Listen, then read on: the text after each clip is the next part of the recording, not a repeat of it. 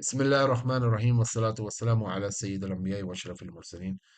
سيدنا ومولانا محمد وعلى آله وأصحابه أجمعين أما بعد السلام عليكم ورحمة الله وبركاته ناظرین و سامعین کرام آپ کے پیش خدمت طارق جاوید عرف مصطفیٰ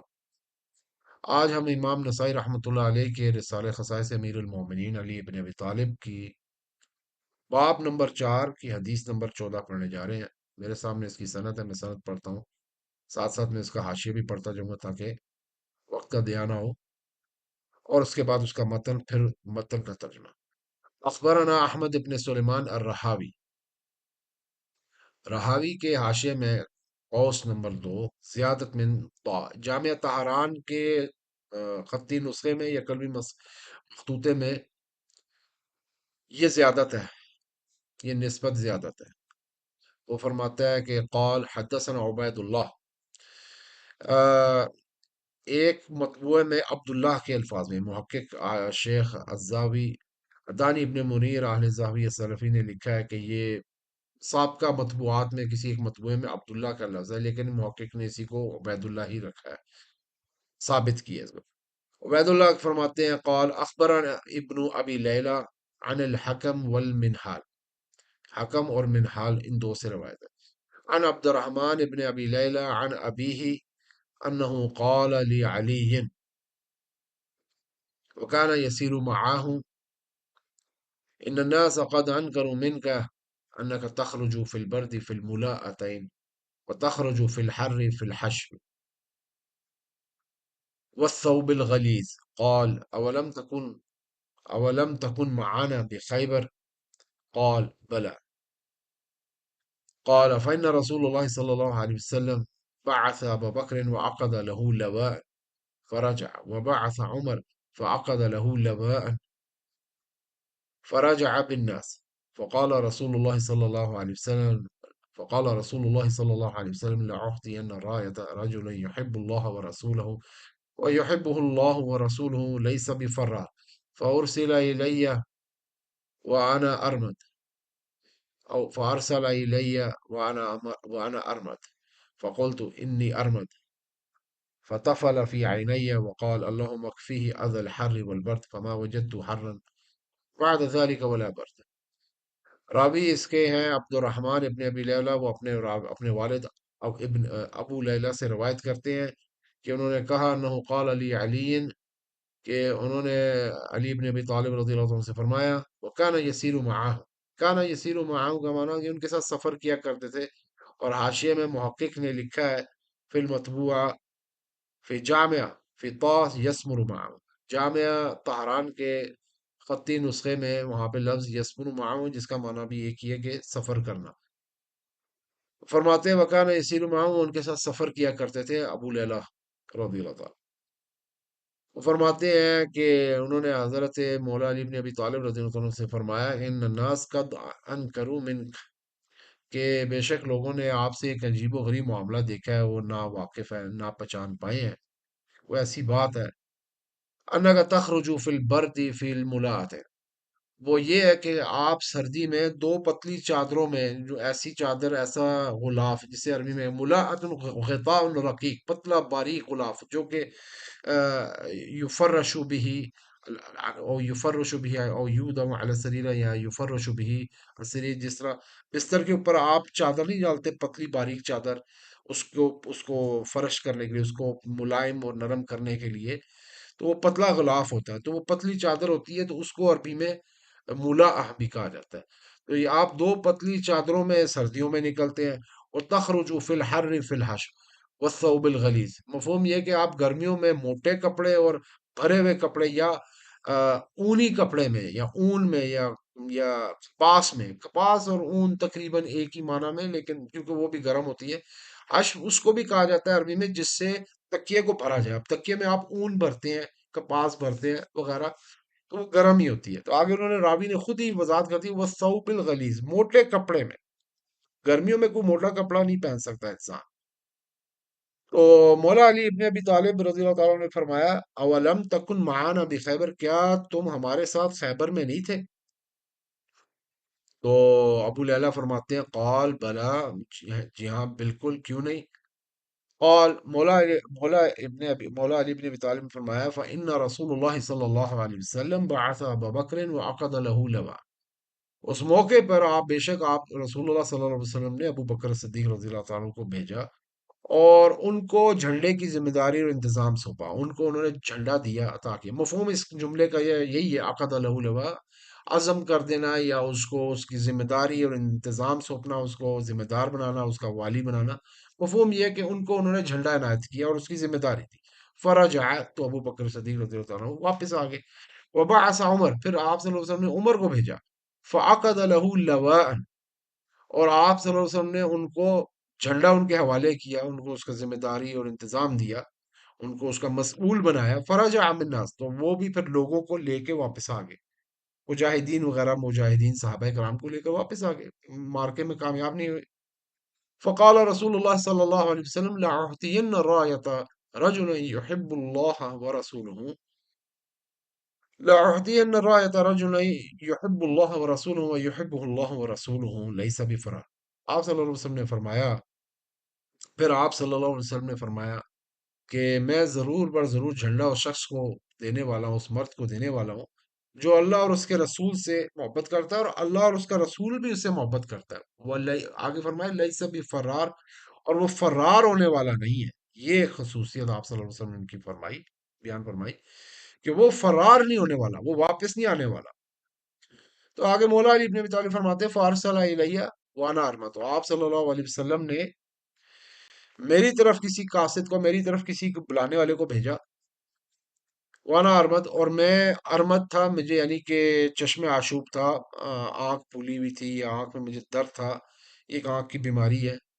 فقلت،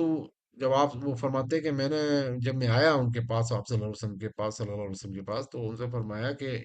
انی ارمد، میں یا رسول اللہ ارمد ہوں، یعنی ارمد کا معنی ویسے لسان العرب میں بھی یہی دیا ہوا ہے، وجع العین و انتفاخها، یعنی آنکھ کا درد کرنا، آنکھ میں درد ہونا، آنکھ کا درد اور اس کا یعنی پھول جانا، اس میں آپ کہہ لیں کہ سوجن ہو جانا اور وہ پھول جانا۔ یہ لسان العرب کے اندر اس کا معنی ہے، یہ عرب کی معتبر لغت کی کتاب ہے۔ آگے وہ فرماتے ہیں کہ جب یہ بات میں نے آپ صلی اللہ علیہ وسلم سے فرمائی، فتح فی عینی، آپ صلی اللہ علیہ وسلم نے اپنا لاب دہن میری دونوں آنکھوں میں ڈالا۔ وقال، پھر آپ صلی اللہ علیہ وسلم نے دعا فرمائی، اللہم اکفیہ اذی الحر والبرد، اے اللہ اس سے گرمی اور سردی کی جو اذیت ہے اس میں اس کی کفایت فرما، یعنی اسے دور کرتے۔ تو آگے فرماتے ہیں علی ابن ابی طالب رضی اللہ تعالیٰ عنہ، فما وجدت حرا بعد ذلك ولا برد، اس کے بعد نہ میں نے گرمی پائی ہے، نہ میں نے گرمی دیکھی ہے، نہ میں نے سردی دیکھی ہے، یعنی کہ مجھے فرق نہیں پڑتا، دوسرے الفاظ میں نہ مجھ پہ گرمی کا اثر ہوتا ہے نہ سردی کا اثر ہوتا ہے، نہ میں یا مطلقاً میں نے نہ گرمی پائی ہے نہ سردی پائی ہے۔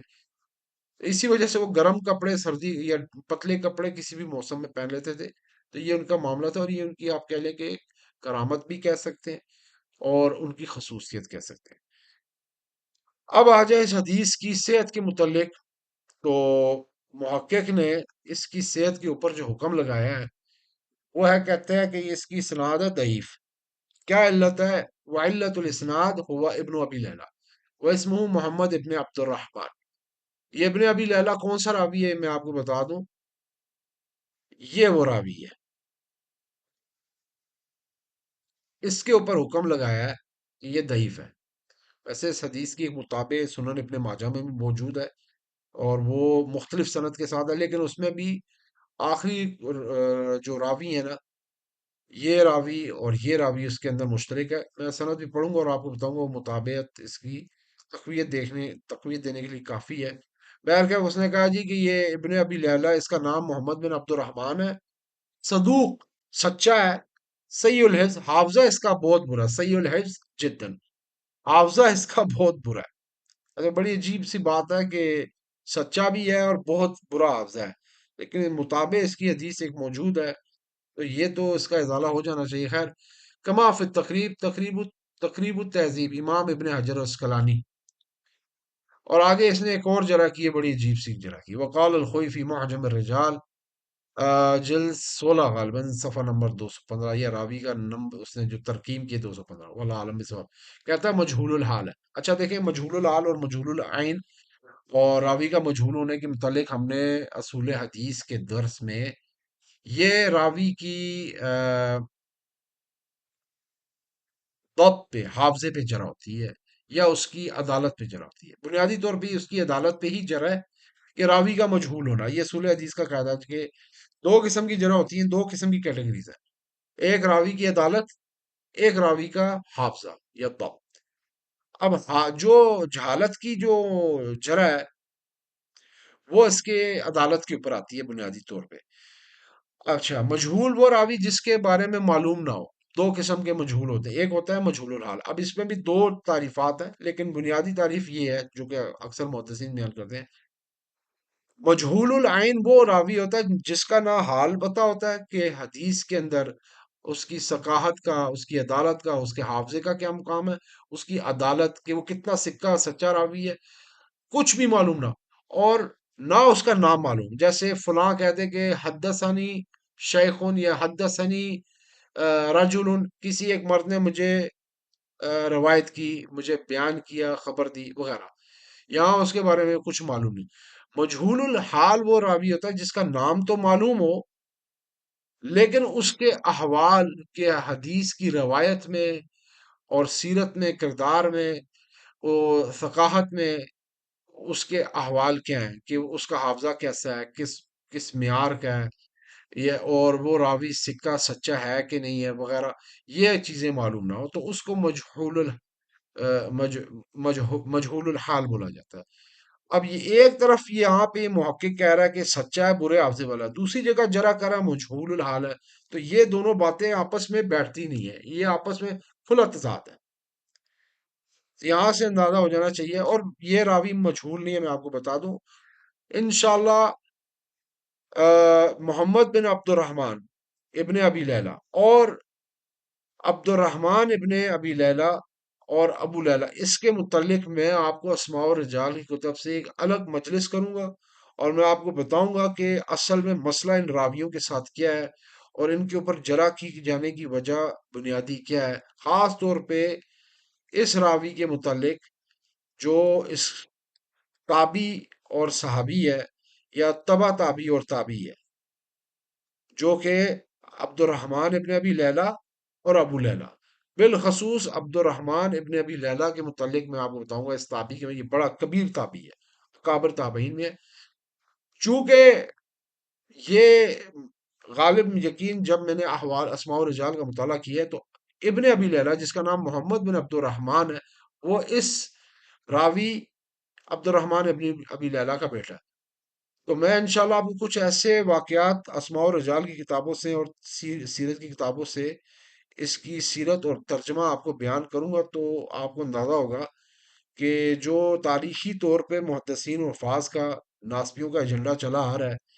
کہ وہ خام خواہ راویوں کے اوپر، سکہ راویوں پہ بھی جرح کر دیتے ہیں، تو اس کے پیچھے اس کا پس منظر کیا ہے؟ میں یہ نہیں کہتا کہ یہ راوی ضعیف نہیں ہوگا، ہو سکتا ہے، لیکن ان کے حالات زندگی جب میں نے پڑھے ہیں تو مجھے یہ نظر آیا ہے کہ یہ چونکہ شیعان علی میں سے تھے، تو ان کے اوپر تو جرح کرنے والوں نے ہاتھ صاف کیے ہیں۔ متشددین کا ایک بہت بڑا طبقہ مسلمانوں میں رہا ہے، حفاظ کا، محدثین کا اور ائمہ جرح و تعدیل کا، جنہوں نے خام خواہ ان سکہ راویوں کے اوپر بھی جرح کی ہے۔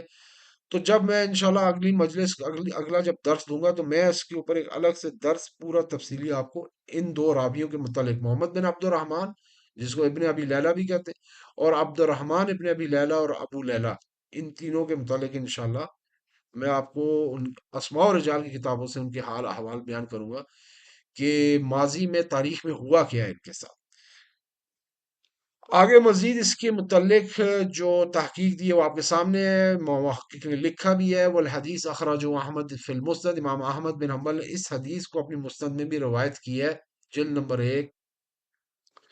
اور حدیث نمبر 99 اور 133، وہ فی فضائل صحابہ، فضائل صحابہ میں بھی صفحہ نمبر 950 یا حدیث نمبر 950۔ کیونکہ اس نے یہاں پہ مصادر میں یہ تمیز صحیح طرح سے نہیں رکھی کہ یہ جلد اور حدیث نمبر ہے یا جلد اور صفحہ نمبر ہے۔ اسی طرح امام احمد بن حنبل کے بیٹے ابن عبداللہ ابن احمد ابن حنبل نے فی الزوائد علی الفضائل، فضائل صحابہ جو امام احمد بن حنبل کی ہے اس پہ ایک زوائد انہوں نے لکھی ہے، اس میں بھی اس کو روایت کیا، اور غالباً حدیث نمبر 1084 ہے۔ امام ابن ماجہ نے بھی اس حدیث کو روایت کیا، لیکن اس کی سند مختلف ہے، وہ متابع حدیث ہے، اور وہ بھی میں آپ کے سامنے پیش کرتا ہوں ابھی، جو ابن ماجہ کے اندر یہ حدیث موجود ہے، اس کے لفظ مختلف ہیں لیکن حدیث بالمعنی ہے۔ والبزار، امام بزار نے بھی اس کو روایت کی، جلد 3 حدیث نمبر 192 93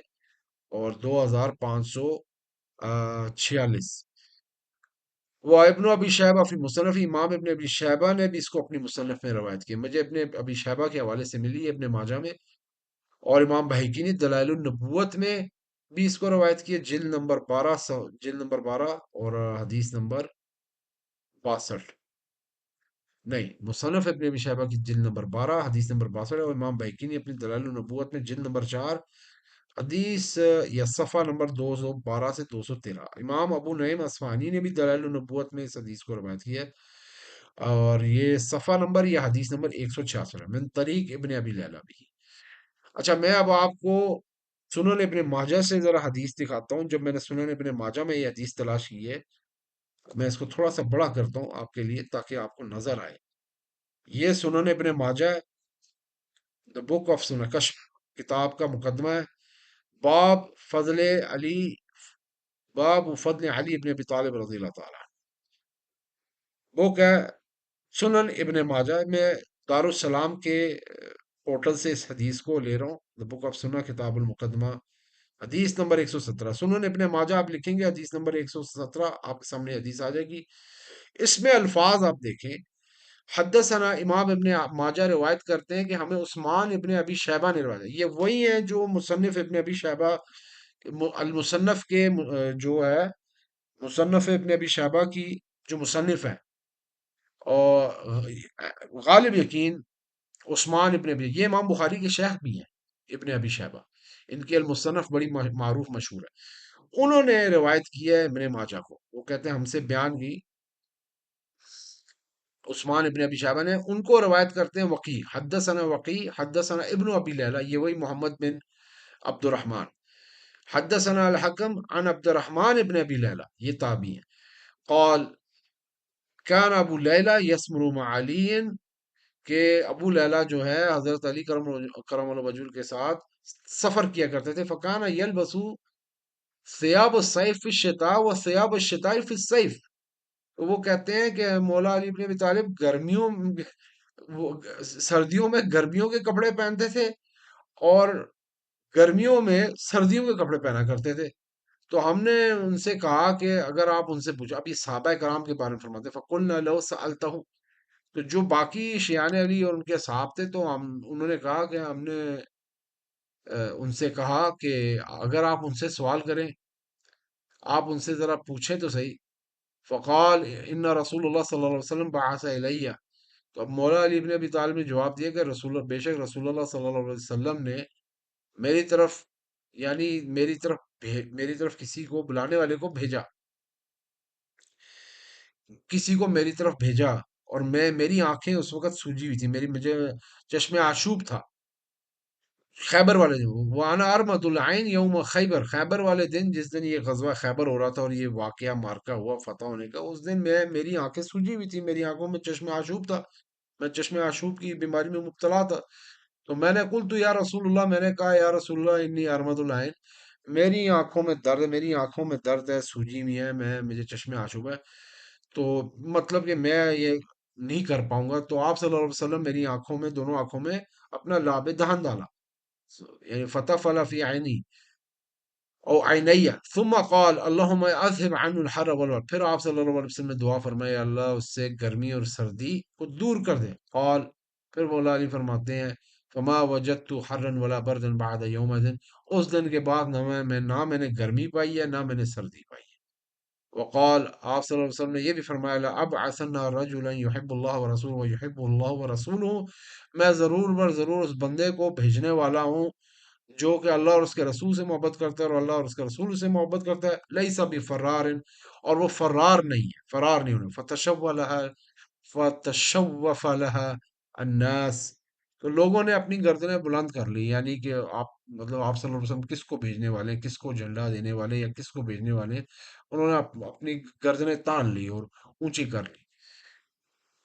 فبعث إلى علي فأعطاها إياه. تو آپ صلی اللہ علیہ وسلم نے مولا علی بن ابی طالب کی طرف قاصد کو بھیجا، تائی کو بھیجا، بلانے والے کو بھیجا، اور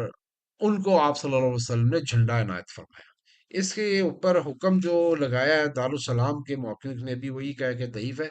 لیکن یہ حدیث متابع حدیث ہے اس حدیث کی جسے امام نسائی نے روایت کی ہے اپنی سند کے ساتھ. اور اس کے شروع کے دو راوی جو ان سے ہیں، پہلا شیخ اور اس کا شیخ، یہ تیسرے شیخ یعنی پردادا شیخ سے روایت کر رہے ہیں. اور وہی پردادا شیخ سمجھ لے ابن ابی لیلہ جو ہے وہ امام نسائی کے سمجھ لے کہ پردادا شیخ ہے. امام نسائی کی سند اگر آپ دیکھیں یہاں پہ، تو اس کی سند میں یہاں پہ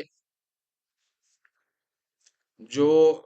ابن ابی لیلہ سے پہلے کون ہے آپ دیکھ لیں، احمد بن سلیمان رہاوی، پھر ان کے عبید اللہ، وہ خبر دیتے ابن ابی لیلہ، ابن ابی لیلہ نے ہمیں خبر دی. تو یہ اس کی مطابق بن کی اس کو تقویت دیتی ہے، اور اس کو حسن لغیر ہی اصولی طور پہ تو ہونا چاہیے. باقی اہل علم بہتر جانتے ہیں، علماء بہتر جانتے ہیں، یہ تو میں اصولی قاعدے کے تحت بات کروں، لیکن ہو سکتا ہے کہ وہ اس کی تقویت کو نہ تسلیم کریں. واللہ عالم بالصواب. میں نے تو ایک اصول کے تحت ایک بات کی ہے، اور اصول حدیث کے قاعدے قانون کے تحت، کہ اصولی طور پہ اس کو حسن لغیری ہی ہونا چاہیے. لیکن بہرکیف محقق نے پھر بھی اس پہ ضعیف ہونے کا حکم لگایا ہے، اور اس نے سے اس کے باقی مصادر بھی بیان کیے ہیں. تو انشاءاللہ اگلی مجلس میں اور درس میں ابن ابی لیلہ کے متعلق آپ کو تعارف دوں گا، اور اس کے حالات زندگی بتاؤں گا، اور عبد الرحمن ابن ابی لیلہ اور اس کے والد کے متعلق انشاءاللہ. تو اور ہم اس کے بعد پھر ہم، ہاں انشاءاللہ اس کے بعد حدیث نمبر 15 کے اوپر ہم اپنا درس شروع کریں گے. تو اب تک کے لیے مجھے اجازت دیجیے. بہت بہت شکریہ. السلام علیکم.